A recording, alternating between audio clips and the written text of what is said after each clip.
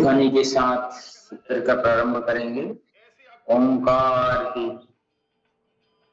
ध्वनि के साथ जो पवित्र दिव्य लंबा गहरा श्वास भरते हुए फेफड़े पे भरना, फिर श्वास छोड़ते हुए ओंकार का उच्चारण करना।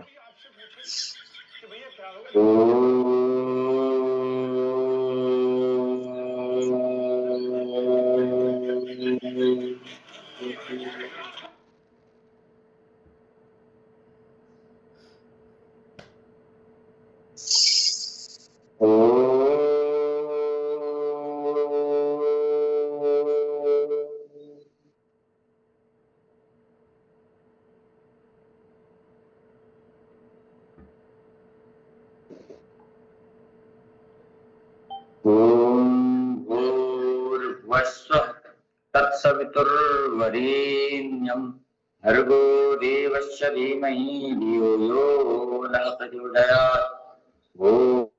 ओम त्र्यंबकं यजामहे सुगंधिं पुष्टिवर्धनम्।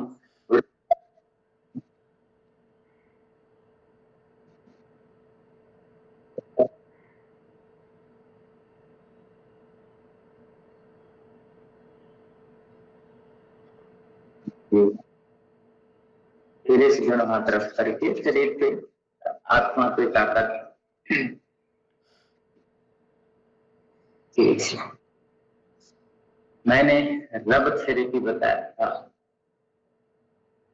अब की थेरेपी बताया था, क्योंकि मैंने कल एक पोस्ट डाला था, तो देखे हैं कि नहीं देखे हैं? देखे हैं तो भला, नहीं देखे हैं तो देख ले, क्योंकि व्यायाम की वैज्ञानिकता। इसीलिए मैं आप सभी को सूक्ष्म अभ्यास को समय के साथ बढ़ाना, गति के साथ बढ़ाने के लिए बताया था। कभी भी फास्ट एक्सरसाइज के लिए नहीं कहा। समान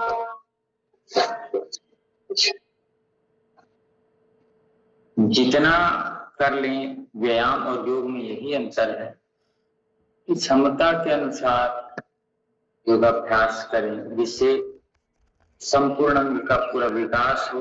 व्यायाम जरूरी है, लेकिन कब करना, कैसे करना, किस विधि से करना, कब नहीं करना, किसको करना है, ये सब जानना जरूरी। इसीलिए मैं आपको सूक्ष्म अभ्यास बताता हूं। तो फिर से एक बार हम सूक्ष्म अभ्यास की श्रृंखला को अच्छे से देख लेते हैं, अच्छे से जान लेते हैं, अच्छे से परिचय कर लेते हैं इसका।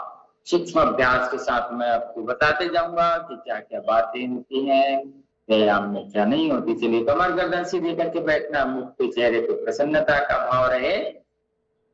और सबसे पहले आंखों के लिए तो गर्दन सीधे रहेगा, अंगूठे के अग्रभाग को ऐसे देखना, पूरा गोल घुमाना, अंगूठे के आगे वाले भाग को, नाखून को ऐसे देखना। यह आंखों के लिए उत्तम व्यायाम, आंखों की एक्सरसाइज होती है। 3 बार सीधे दिशा में घुमा सकते हैं, 5 बार सीधे दिशा में घुमा सकते हैं, 10 बार सीधे दिशा में घुमा सकते हैं।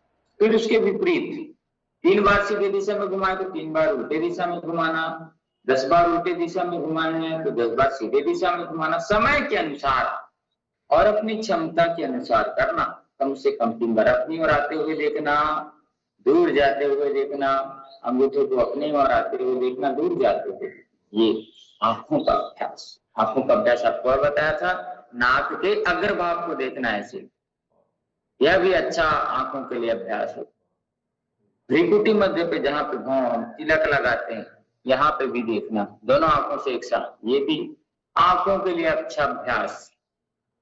सूक्ष्म अभ्यास इसको कहते हैं, माइक्रो एक्सरसाइज। सब कर सकते हैं, बालक, वृद्ध, युवा और रोगी, सूक्ष्म अभ्यास सभी कर सकते हैं। गर्दन के लिए अभ्यास, श्वास भरते हुए से पूरा गोल घुमाएंगे। हाँ, लेकिन जिसको सर्वाइकल है, ज्यादा गर्दन आगे ना झुकाएं। जिनको सर्वाइकल है, यहाँ पे ऐसे ठुड्डी रख के इतना झुका सकते हैं, इतना नहीं, पूरा नहीं झुकाएंगे वो।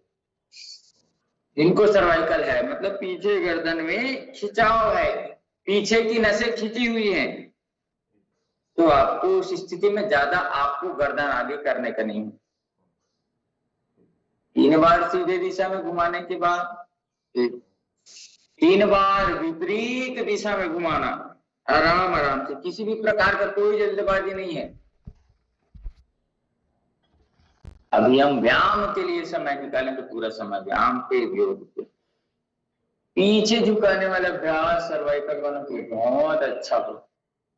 आगे थोड़ा सा करें, पीछे पूरे जितना ले जाए, रिलैक्स महसूस करेगा पीछे की जो गर्दन की जो नसें।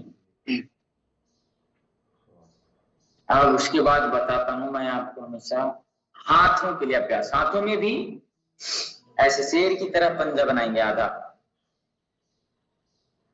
अंगूठे भी मुड़े हुए। देखिए महसूस करना है, आप जो क्रिया कर रहे हैं उसको महसूस करना है।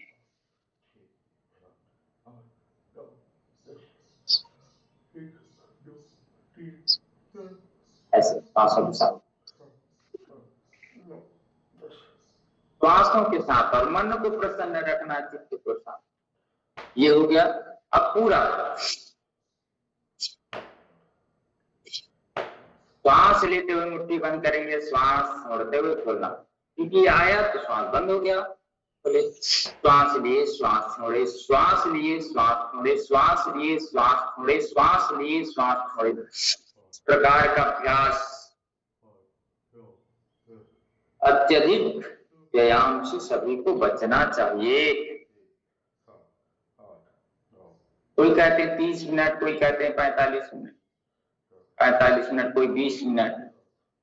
तो योग की वैज्ञानिकता और शरीर की वैज्ञानिकता यह कहती है 10 बार सीधे दिशा में घुमाएंगे, कम एकदम सीधे, यहाँ पे खिंचाव महसूस करना, घुमाना अच्छे से घुमाइए। यहाँ पे खिंचाव थोड़ा दर्द होगा। योग और व्यायाम का जो मीठा दर्द सह लेता है उसको कड़वा दर्द दर्दों का नहीं होता। इसलिए हमेशा योग व्यायाम करते रहना चाहिए, और शरीर की क्षमता के अनुसार, आयु के अनुसार, वातावरण के अनुसार और ऋतु के अनुसार हमको व्यायाम करना चाहिए। मणिबंध खोलना जिसको, इसको एक हाथ से आलम्बन लगा करके यहाँ पे टाइट पकड़ कैसे करें, एक अलग आनंद और अलग नसों पे खींचा। जैसे हम पकड़े नसों को पता चलता है कि नसें कैसे खींच रही है। 5 बार सीधे दिशा में घुमा लीजिए, 5 बार उल्टे घुमा, पूरा अलग प्रभाव पड़ता है। जैसे यहाँ पे हमने कलाई को पकड़ा और ऐसे घुमाए तो देखिए अलग आनंद और अलग इफेक्ट होता है। ये फिर आ जाते हैं तो सीधा है एकदम, श्वास भरते हुए अपनी और श्वास छोड़ते हुए सामने की ओर, श्वास भरते हुए अपनी और श्वास छोड़ते हुए सामने की ओर, सांस भरते हुए अपनी ओर लाइएगा, श्वास छोड़ते हुए सामने की ओर, सांस भरते हुए अपनी ओर लाइएगा, श्वास छोड़ते हुए सामने की ओर, सांस भरते हुए अपनी ओर, श्वास छोड़ते हुए सामने की ओर, सांस भरते हुए अपनी ओर लाइएगा, श्वास छोड़ते हुए सामने की ओर, सांस भरते हुए अपनी ओर लाइएगा, श्वास छोड़ते हुए सामने की ओर। 10 बार, 20 बार, 30 बार। अगर हाथों में थोड़ा दर्द आ जाए, खिंचाव आ जाए तो थोड़ा हाथ नीचे ले आइए। उसके बाद होगा हम व्यायाम को फिर से आगे बढ़ाएंगे, क्योंकि सामने से ही हुआ है, अभी बगल से बचा है हमारा। कंधे सीधे, गर्दन सीधी, मस्तिष्क का पूरा ध्यान अपने योगाभ्यास पे, श्वास भरते हुए अपनी और श्वास छोड़ते हुए सामने। ये शरीर को खोलना, ये सूक्ष्म अभ्यास इतना महत्वपूर्ण है, बहुत महत्वपूर्ण है। क्योंकि गर्मी का मौसम है या शरद ऋतु का मौसम, आजकल तो सिर्फ 2 महीने ठंड पड़ते हैं। ये करने के बाद हाथ लगे तो थोड़ा विश्राम, फिर ऐसे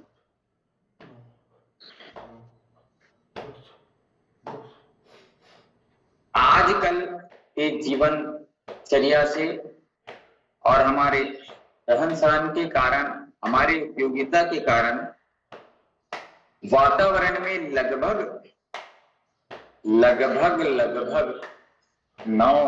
8 से 9 महीने पूरे गर्मी का प्रकोप पड़ता है। क्योंकि कार्बन के उत्सर्जन हम इतने ज्यादा कर रहे हैं, गाड़ी से लेकर के फ्रिज है, एयर कंडीशनर है, जो फ्रिज से और एयर कंडीशनर आदि से, हमारे गाड़ियों से जो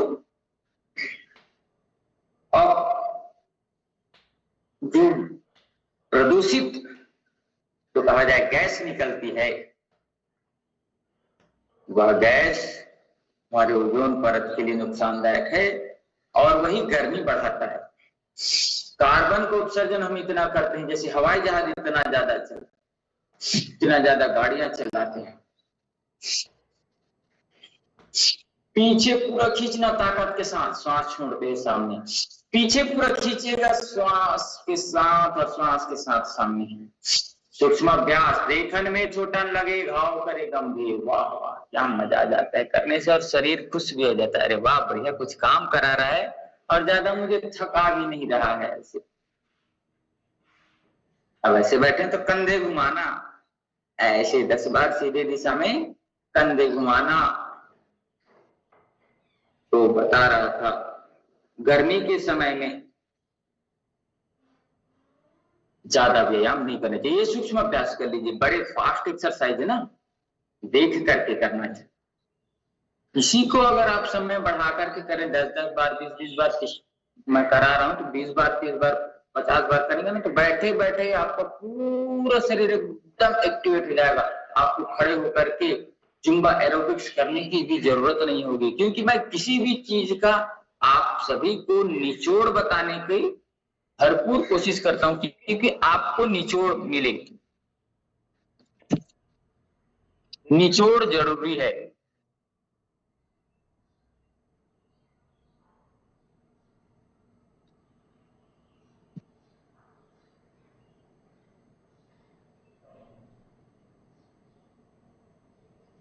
चलिएगा,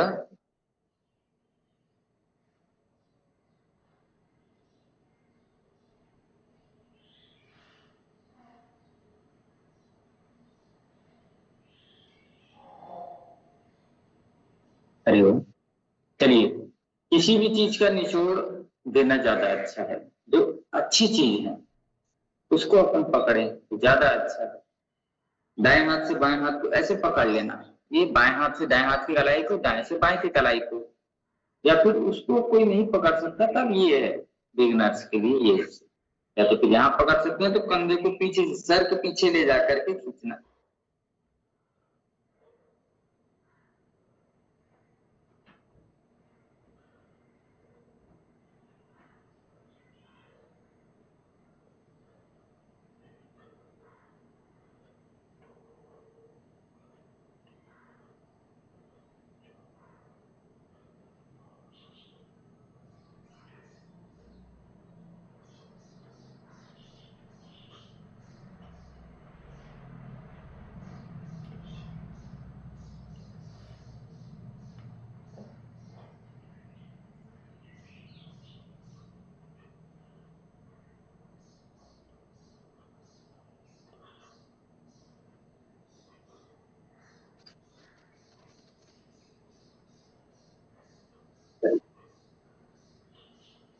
चलिएगा, आगे बढ़ते हैं हम।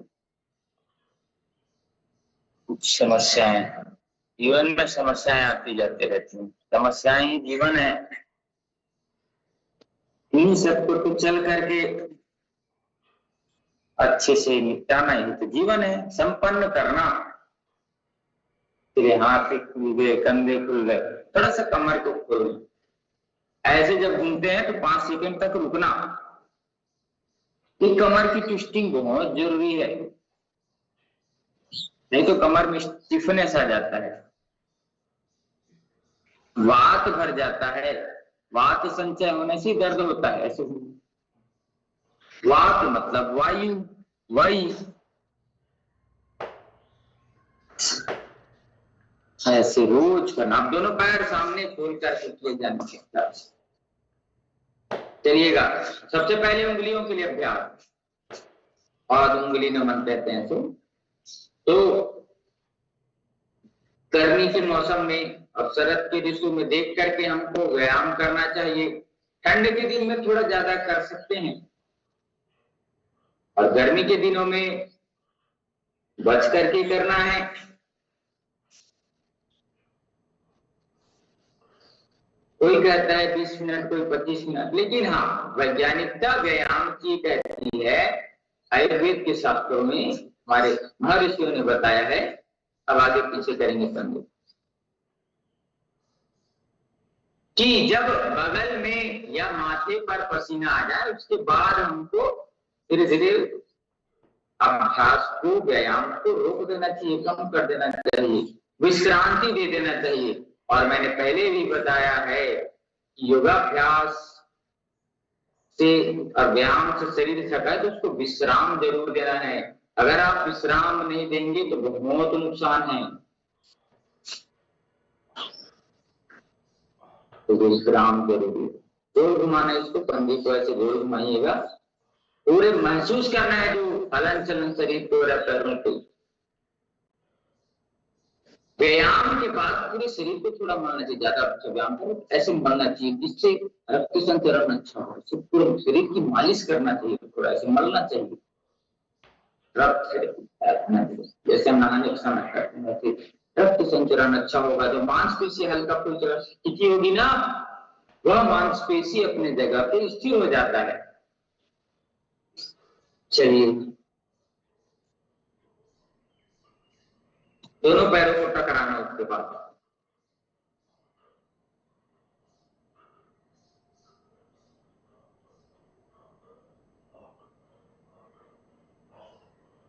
कब कब व्यायाम नहीं करना है इसको भी अपन जान लेते हैं। अच्छे से टकराइएगा, रक्त संचरण होना बहुत जरूरी है। अब मैंने बताया था आपको ऐसे 10 बार ये अभ्यास करना। अपनी ओर आएगा तो श्वास भरना है, सामने जाएगा तो श्वास छोड़ना है। 10 बार का अभ्यास। कब कब व्यायाम नहीं करना है या किसको व्यायाम नहीं करना। भोजन के तुरंत बाद व्यायाम कभी नहीं करना, या भोजन के तुरंत बाद चलना दौड़ना यह मृत्यु कारक है। श्वास लेते अपनी ओर, श्वास छोड़ते समय। तो भोजन के तुरंत बाद, आजकल शादी पार्टी है, अपन खाए इधर अच्छे से और वो डीजे में नाच रहे, देव भटाव भक्त, फिर वैसे में हार्ट अटैक नहीं होगा और अन्य समस्याएं नहीं होंगी तो क्या होगा भाई। उसके बाद बंदे रोज योग करता था, रोज व्यायाम करता था, तो दबा के उधर रसगुल्ला गुलाब जामुन से लोग सब चीज खाए है और कुछ नहीं किया। दोस्तों के इशारे पे उठ करके व्यक्ति नाचने लगा। और ऐसे ही खाना खाने के तुरंत बाद हम व्यायाम, ज्यादा स्पीड से चलना आदि कर देते हैं। व्यायाम नाच लेते हैं। भोजन के बाद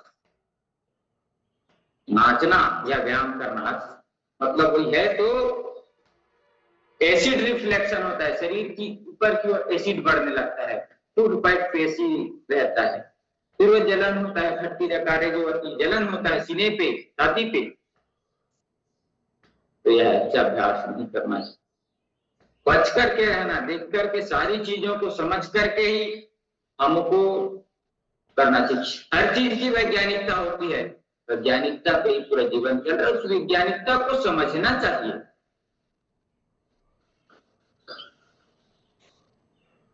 फिर पूर्ण तितली आसन का अभ्यास कर लेते हैं। बटरफ्लाई जिसको हम कहते हैं, बहुत अच्छा अभ्यास।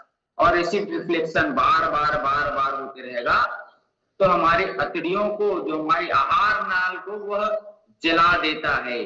फिर वहां पे छाले हो जाते हैं और उस छाले को कहते हैं अल्सर। पेट में हो जाए तो पेप्टिक अल्सर, आहार नाल पे हो जाए तो जीजनल अल्सर। तो बहुत भयंकर हो जाता है शरीर, कुछ नहीं खा पाएंगे क्योंकि अंदर घाव बना हुआ है। और हम उस स्थिति में आए तो घाव को और चोट लगती है। भोजन जाएगा तो और चोट, कुछ भी चीज जाएगा तो चोट होती है। तो ऐसी चीज ना करें जिससे उनको भयंकर बीमारियों तक पहुंचना पड़े। ऐसे कमर गर्दन से देखिए, हल्के फुल्के अभ्यास कितने अच्छे, इसको कौन नहीं कर सकता बताइए। और बता रहा हूं आपको, 8 साल से नीचे और 60 साल के ऊपर।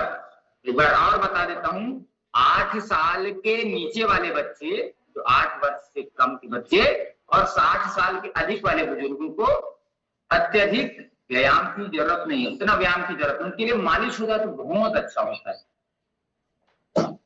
ये आयुर्वेद के अनुसार बता रहा हूँ, शरीर शास्त्र के अनुसार वात बढ़ा हुआ होता है। फास्ट एक्सरसाइज करेंगे, मसल्स में और घर्षण होगा, कार्टिलेज में और घर्षण होगा, बेचारे और दुख से तड़प जाएंगे। इससे अच्छा हाथ पैर खोल लें, सूक्ष्म अभ्यास कर लें, बैठे बैठे प्राणायाम कर लें, इसी से उनका उद्धार हो जाएगा। सबके लिए सब चीज नहीं है, यह बात हमेशा ध्यान रखना। नाव का चालन करते हैं, पीछे जाना, श्वास छोड़ते हुए, श्वास भरते हुए पीछे अपनी ओर, श्वास छोड़ते सामने। नाव का चालन कब जाती है, बहुत अच्छा है पेट के लिए। देखिए अब कौन नहीं कर सकता इसको, मजा आ जाएगा, सब कर सकते हैं। लेकिन मैं नियम पहले बताया, भोजन के तुरंत बाद कभी नहीं करना। सुबह प्रातः खाली पेट कर लेना, जिससे शरीर में ऊर्जा का विकास हो, मन मस्तिष्क शांत रहे, बुद्धि शांत रहे, विकासक हो। सीधा तो कर लिया, उल्टा करना भी जरूरी है। ऐसे छोटे छोटे अभ्यास, जिससे बड़े बड़े बदलाव होते हैं। छोटी छोटी चीजें, छोटी छोटी मगर मोटी बातें कहते हैं। छोटी छोटी चीजें ना बहुत महत्वपूर्ण होती हैं। जैसे किसी भी चीज में सुनने का महत्व है ना, 5 लिख रहे हैं, 5 के आगे शून्य लगा दिए, सुनने का बहुत महत्व है। बिंदी का महत्व है। हम चिता लिखे हैं, चिंता लिखे हैं, आम की मात्रा का फर्क है चिंता और चिता में। तो ज्यादा चिंता करता है उसका बिंदु मिट जाता है, फिर वो चिता की ओर चले जाता है।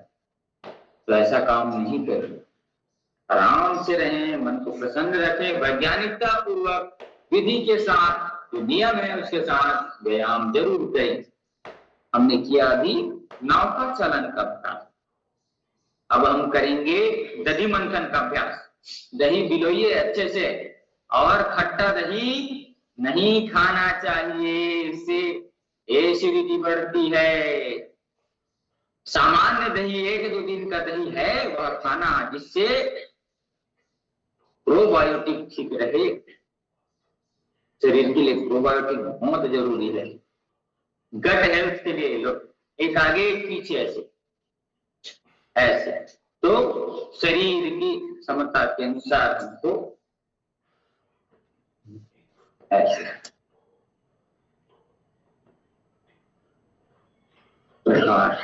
शरीर थोड़ा थक जाए तो विश्राम थोड़ा कर लेना ऐसे,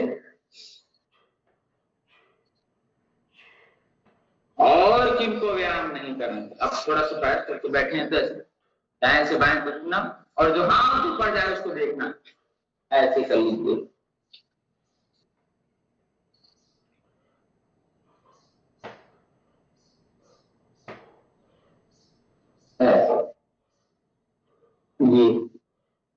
ये सारे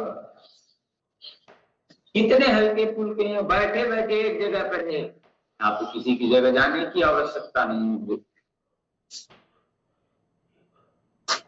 थोड़ा विश्राम भी कर लेना, दोनों पैरों को थोड़ा टकरा लेना, पैरों को आगे पीछे कर लेना बहुत समय तक, अगर एक बैठते हैं तो। फिर हम इसमें करेंगे चक्की चालन कर रहे हैं, दोनों पैर थोड़ा खोल करके श्वास छोड़ते सामने, श्वास भरते हुए पीछे, श्वास छोड़ते हुए सामने, श्वास भरते हुए पीछे। श्वासों के साथ किया जाए अभ्यास। अगर 20 बार 10 बार सीधे घूम रहे हैं तो 10 बार उठे, और पूरा कोहनी नहीं मोड़ना है, सिर्फ बगैर कोहनी मोड़ते हुए चलिएगा अच्छे से। ये सारे अभ्यास ऐसे धीरे धीरे करना। प्राणायाम आपको बताया, प्राणायाम करना, फिर देखिए आपका शरीर मस्त रहेगा। और देखते हैं कि कौन व्यक्ति जो है ज्यादा अधिक व्यायाम नहीं कर सकता। जिसको दमा की समस्या है, जिसको श्वास संबंधी समस्या है, वह व्यक्ति ना करे, श्वासों का ऊंच नीच हो जाएगा। बुखार की स्थिति में आप व्यायाम ज्यादा न करें, सूक्ष्म अभ्यास हाथ पैर खोलने वाला वो कर सकते हैं, माइक्रो एक्सरसाइज अलग है, और जो हम फास्ट एक्सरसाइज व्यायाम करते हैं वह अलग।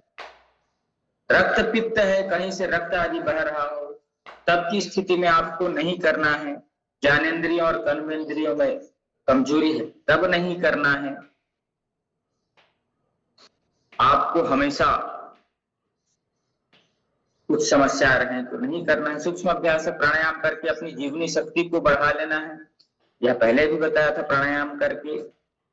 रोगी व्यक्ति है जिसको उल्टी आ रही है, ज्यादा भूख लग रही है, प्यास लग रही है, इस स्थिति में भी व्यायाम नहीं किया जाता। सब चीज की एक अलग व्यवस्थाएं होती हैं।